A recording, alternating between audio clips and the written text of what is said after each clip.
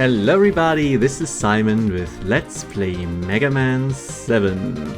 We are now ready to start the second round of Robot Masters, and what better place to start in October than with the spookiest of them all. I'm holding down the shoot button as I select this level, and I get a different jingle for it, and in fact an entirely different stage music. Bit of a shame because the original is really good, but we are going to hear it again because this is one of the more complex stages in the game and it demands a revisit no matter what we do. So the stage music is an extended reference to Ghouls and Ghosts, Super Ghouls and Ghosts, I guess more recently for Capcom on the Super Nintendo, and the first screen after we deal with this pesky bird with too much health is as well, with a bunch of zombies spawning in, losing parts, getting faster, running against walls, breaking down. A big technical showcase of how much they were willing to go all out with the sprite work in this game. It's really, really cool, and like many things, slightly trivialized by Junk Shield. However, it will bounce off their coffins as they come out of the ground and destroy itself, so be aware of that. And also, if it doesn't instantly kill an enemy, it can still fall on your head, so also be aware of that. Otherwise, this stage in general is very fun. I really like it. It's got a bunch of spooky themes. It's like a smorgasbord of, there is hidden enemies in these suits of armor. There is the zombies, of course, the spooky ravens. The atmosphere here is great.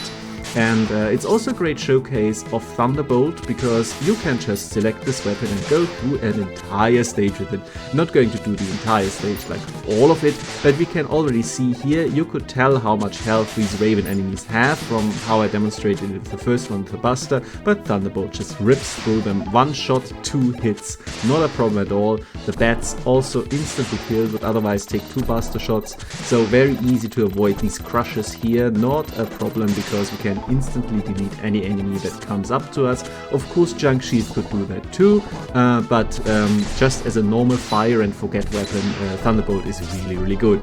It also deals 2 points of damage per hit because it splits against this mini boss here, the Vampukin, or Vanpukin, I don't know, weird name. And this one here is actually rather unintuitive in my opinion, because it seems like you should wait for it to open up to hit it, and then it does flash white, and I showed this almost by accident the first time here. But also you can damage the outer hull if you shoot when it is completely closed onto the eyes. They do flash, so that's your hint, and it doesn't even take that much to destroy it, but for the longest time I didn't know that you could do that, and this opens this path to the side.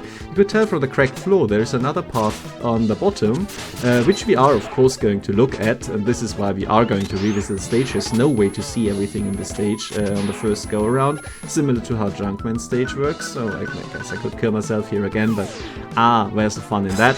And we want to hear the normal stage music, so we're going to take a trip to the top of this spooky castle instead of the basement. Also, I do in general really like how the level itself is laid out, making it feel a lot like a place. You're going from the outside to the inside here, can go top over the roof, or as I said, through the basement, as we're going to see later. It's really cool.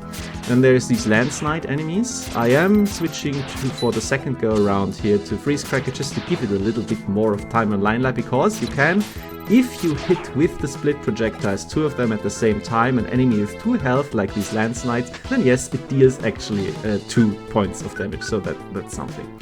I'm trying to do something with the wolf here. I haven't quite figured out what the best way to combat these wolves with weapons is. However, there's one thing you can do, is just wait a little. It's changing the screens does nothing, it's just I happen to get hit there, and then the full moon is overcast and turns out the Lance Knights are in fact the wolf enemies, and all you have to do is be a little bit patient. A really nice touch, I do like that a lot. Now we have just a normal screen with shield attackers. Like a few of the screens in Mega Man 7 I feel like are like, yeah, I guess we just have to have a little bit extra between gimmicks, so just put some normal enemies in here that don't really do much if you are patient. I try to be clever with the danger rat, but that doesn't quite work. Regardless, one of the more obvious secrets here, the big portrait of Wily as the Count himself with the book, I don't know what that is, the US Constitution, robot manual. And there is a secret here, one of those items which we have seen as a secret all the way back in Mega Man 6 and then as something to buy in all the Game Boy games. The energy balancer, something that I always lament if you don't have it from the start. Here's where the paths converge, by the way, but at least you get it for free here, sadly only in the second round of stages, or if you upgrade Auto's shop. Anyway, base cutscene here, it always is in this level. I feel like it would be better if they had like a possible spot for the base cutscene to play at the first of the second row of levels, maybe, because then the story would flow a bit better. As it is, you can visit this level last, and then he immediately betrays you afterwards, after like 5 minutes in Dr. Light's lab, getting repaired for, you know, even less long of a time. It's a bit weird, but, well, that's just the way it is. That's how this game is structured. Not gonna complain too much about the story in the Mega Man game. Oh, anyway, Shade Man. Really interesting fight. You really don't want to get hit by a swooping attack, so I'm looking out a lot and not trying too much to get damage in. I get very lucky in this fight because he didn't stay up for too long. He can be flying for up to 4 times swooping down, which takes quite a lot of time and also wastes a lot of time if he just stays up there all the time, but he was really nice to me and kept flying down almost immediately. That isn't always the case, so you better get good at dodging him, because if he does hit you, he grabs you and sucks life out of you because he's a spooky vampire. And that is not fun and prolongs the fight even more. You can also see the gimmick that his later weapon, which we get, does here. Hits the wall, bounces back into him, becomes a bigger shot. Really nice preview. And also, time for Freeze Cracker to shine even more, because why would I wait for him to come down? You can just snipe him, it only deals 1 damage. It's not a weakness, but it's a very good use of a special weapon that is otherwise a little bit underappreciated, for example, by myself. But yeah, what we get from that is also a very nice general purpose utility weapon. It's not always amazing, but it can deal a lot of damage and it's fun to play around with and figure out how to best use it. So I like it a lot, of course, because it's what I'm about, right? Shademan himself, also very interesting tidbit, I feel like, at least, is he has gotten a bit of a second life in the Battle Network series, starting from the Cursed number 4 entry. He's a reoccurring villain as his .exe form, because they just like the design so much. Why not? He's a vampire robot, it's cool. And yeah, cool level, cool boss. Thank you very much for your attention.